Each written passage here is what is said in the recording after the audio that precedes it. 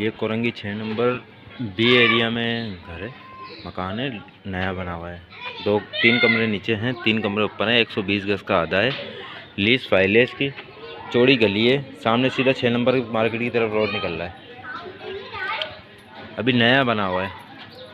Gas बिजली के metre दोनों लगे हुए हैं, सारी चीज़ें क्लियर हैं। इन्वेस्टर लेना चाहे इन्वेस्टर ले ले। 6 कमरे बने हुए हैं इसके अंदर। नया बना, ज़मीन से भी तकरीबन 2.5 फीट 3 फीट ऊपर है।